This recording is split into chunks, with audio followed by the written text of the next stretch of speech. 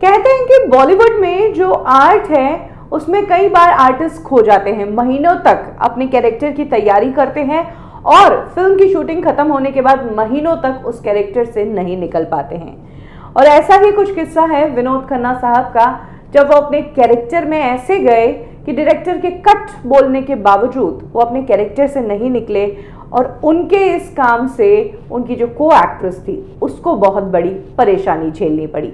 और आज कब की और कैसे में मैं आपको वही किस्सा बताने वाली हूँ कि कब विनोद खन्ना साहब अपने कैरेक्टर में इस तरह से घुस गए, क्यों विनोद खन्ना साहब कट बोलने के बावजूद नहीं रुके और कैसे उनकी इस हरकत से उनकी को एक्ट्रेस को बड़ी परेशानी हुई।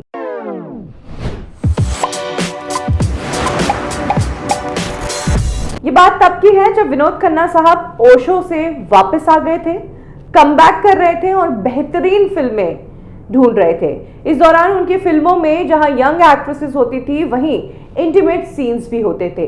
ऐसी ही एक फिल्म विनोद खन्ना साहब महेश भट्ट के साथ कर रहे थे।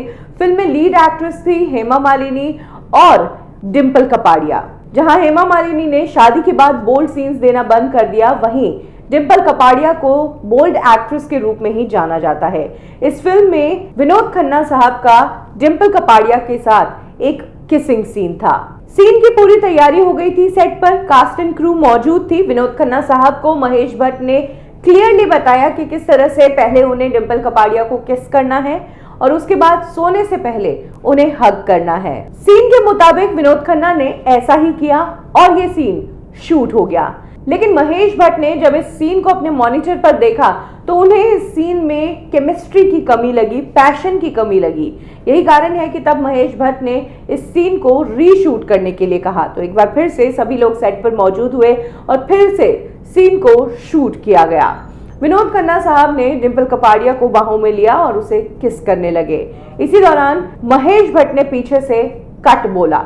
कट बोलने के बावजूद विनोद खन्ना साहब ने डिंपल कपाड़िया को छोड़ा ही नहीं, वो उन्हें किस करते रहे। सारे क्रू मेंबर्स चकित कि विनोद खन्ना साहब ऐसा क्यों कर रहे हैं। इधर डिंपल कपाड़िया गुस्सा हो गई थी और उधर विनोद खन्ना साहब खुद पर काबू ही नहीं पा पाए। बाद में फाइनली महेश भट्ट को वहां पर आकर उन्हें रोकना पड़ा और जब महेश भट्ट ने उन्हें कहा कि इतनी देर पहले मैंने कट बोल दिया फिर भी तुम क्यों नहीं रुके, तो इस पर विनोद खन्ना साहब बहुत ज्यादा शर्मिंदा हुए क्योंकि उन्होंने कहा कि उन्हें कट की आवाज सुनाई ही नहीं दी थी। एक्चुअली जिस जगह पर यह सीन पिक्चराइज हो रहा था वहां से महेश भट्ट बहुत ज्यादा ही दूर खड़े थे, माइक उनके पास नहीं था।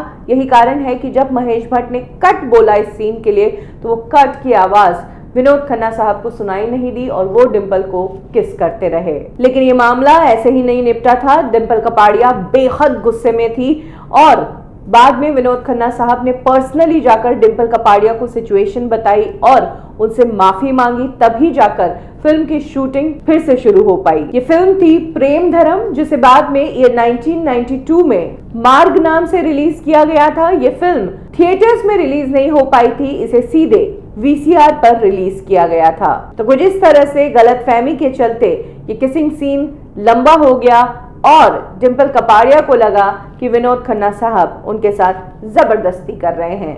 कब की और कैसे में अभी के लिए बस इतना ही। फिर मिलेंगे बॉलीवुड की एक और स्टोरी के साथ। लाइक करें हमारा फेसबुक पेज बॉलीवुड ठिकाना, फॉलो करें हमें इंस्टा पे और सब्सक्राइब करें हमारा यूट्यूब चैनल बॉलीवुड ठिकाना।